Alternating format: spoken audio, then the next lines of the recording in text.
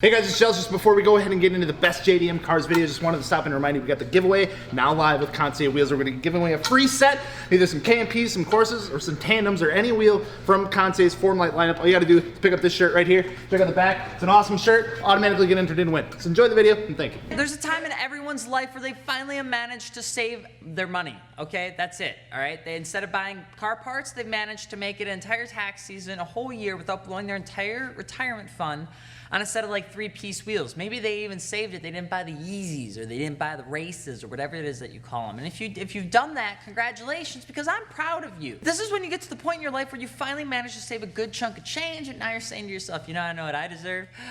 I deserve another car. And you usually find yourself scouring the forums and marketplaces for cars. I'm Alex at FI on Instagram, and today we're gonna be talking about some of the best JDM cars you can buy on the market right now if you're looking to make a relatively terrible financial decision, because why wouldn't you? Which, speaking of buying things, if you're looking for aftermarket wheels, tires, or suspension for your newly acquired JDM car or otherwise, hit us up over at fitmentindustries.com. It's the beginning of the year, which means you should probably get your wheels before tax season, in case you're wondering, so that they're not back ordered by the time you get your tax return in March. All right, just letting you know. We literally have everything over there, okay? Just got Fortunato coilovers for the new Toyota Supra too.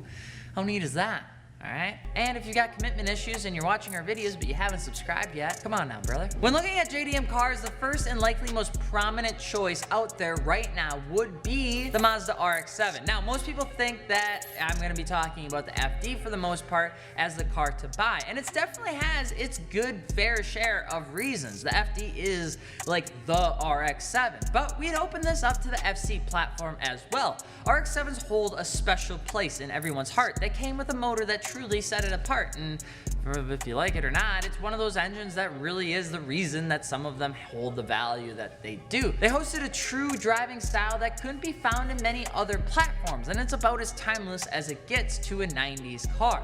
The FD RX7, on one hand, has everything great going for it. The appreciation value, it's not going down anywhere. There's plenty of modifications that exist for it. It has got decent reliability for a rotary engine if you can put up with that sort of thing.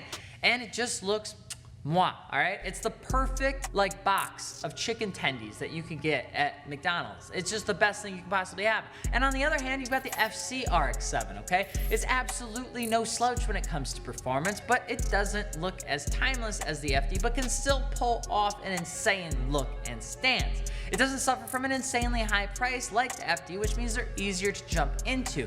And even though you don't think that they have a massive following, they actually do. Depending on the depth of savings that you've built up, you may find yourself snagging an FC over an FD, but both are fantastic choices. If you've ever actually been or driven an FC, it's quite a bit of fun. It's just a good time. A lot of times when we talk about JDM cars, especially when we're at the top of the list, we always gotta chat about like the Supra, or we gotta talk about the NSX, you know what I'm saying? Or the Skyline. And trust me, we're gonna get there. But really, the next car on the list that seems to be getting hit with the redhead stick these days, and nobody wants to talk about it anymore, would be the Honda S2000. Now, the Honda S2000 came with a crazy high rev limiter, a fun engine that can taste forced induction super well. Like, it literally has space on the passenger side for just a big old turb ski right there.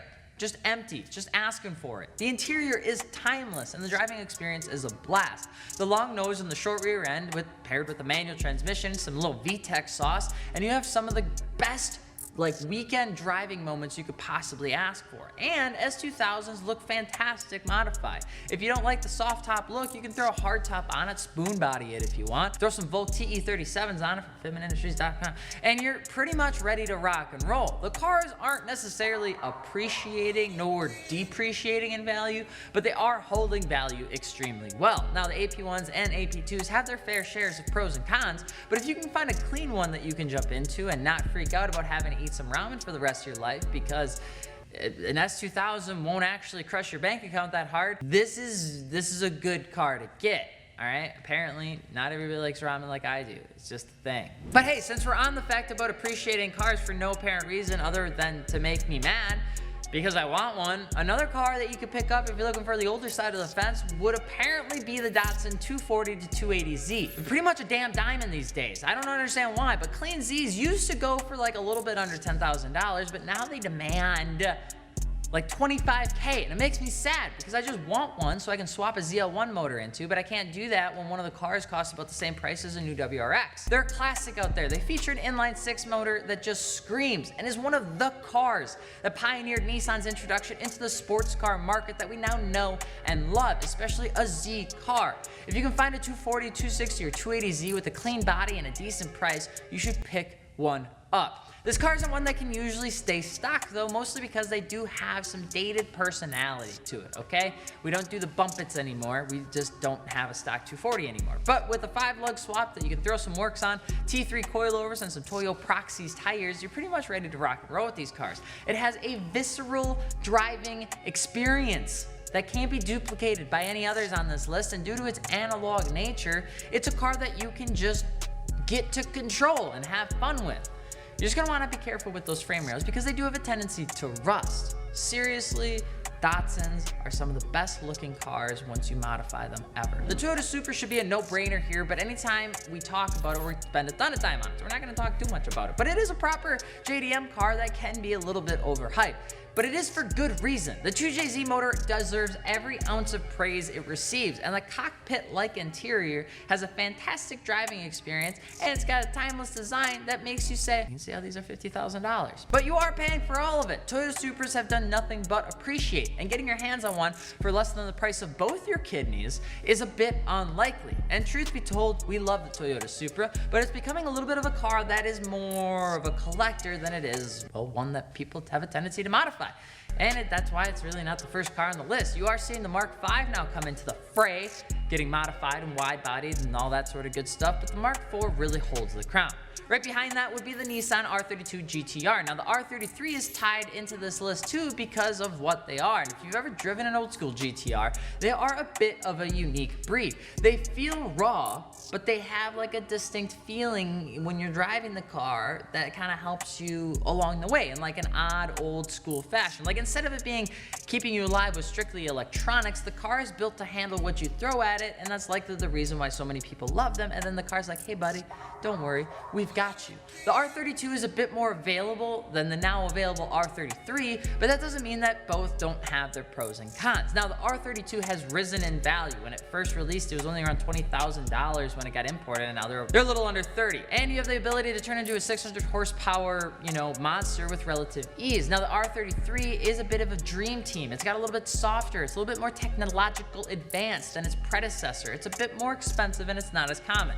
A little bit heavier, but if you like that, you're good to go. But it's still something that'll break anyone's neck as soon as you're driving downtown. Both cars can suffer a little bit from limited part accessibility, but it doesn't matter because you've got a GTR. Brother. Nissan's commitment to making banging tuner cars has never really stopped. And when you look at the lists out there for the best JDM cars, the GTR will always be on the list, and it's always for good reason. Now, if you can find me a midnight like purple manual GTR R33, I will cry because I want one. Here's some for a power hour if you always want to recommend a couple other ones out there as fun little internet JDM cars to buy. Some of these you're gonna know, some of it you won't. The old school Subaru STI GC8 is a fun rally car that will get you pretty much anywhere. The NSX, because it looks like a Ferrari, that's a joke. The NSX was Honda's answer to prove the world that they can make a supercar that was just as reliable and didn't have to start on fire, and they did just that. They're likely one of the best looking JDM cars out there right now, and I would even argue that they're one of the best looking cars ever made. Fight me. You've got the entire Evo lineup, pretty much all of them, but most of the focus would be on the Evo 8 for the new generation platform support and overall ease of purchase, and the fact that there's a million modifications that you can get for them. But even the older generations have become more accessible through the use of companies now importing them and all these other places kind of bringing them in as long as you can write a check. NB Mazda Miata, because it's the best bang for your buck car ever out there forever. All right, if you haven't driven a Miata or if you haven't owned a Miata, just give it a shot. It's pretty much one of the best bang for your buck cars, and you can never go wrong with a Mazda Miata. You will never stop smiling if you drive a Mazda Miata. You will never stop trying to do like little donuts and drift skis when you have a Mazda Miata. And the last one on the list would be a DC2 Integra Type R, and you will not regret your decision. The Type R has always carried a name of just prestige when it comes to the tuner world, okay? Instead of the rear-wheel drive common setup, this front-wheel drive car was an absolute monster right out of the gate back in the day, okay? In the current world of dabbing and woeing, can't believe I said that. The DC2 Type R had a slew of changes that made to it back in the day that makes it a true powerhouse now. It had a strengthened chassis. It had weight reduction, like even lighter windows and stuff. It had 8,500 RPM rev limiter. It had a high compression piston system and the whole like slew more of stuff that when you buy the car nowadays, you'll read about and be like, damn, that's pretty neat. The Type R DC2s can be a little tough to come around too, if it's just how she goes, okay? If you can find one, it's almost always worth it. They have a very unique and interesting driving experience because it's front wheel drive. And this car has been touted, has always been touted as one of the best out there from Honda. And once you get behind the steering wheel, you'll see why, all right? It's just a good car. Problem is not a lot of people actually like know them. So it's not like the super flashy car. It's more of like a slow key car. And in your eyes, what do you think?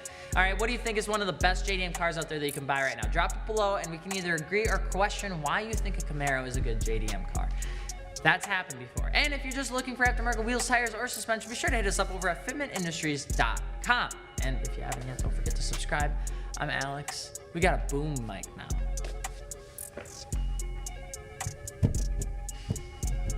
How neat is that? And I haven't said at the end of the day in a long time. So at the end of the day, we will see you later.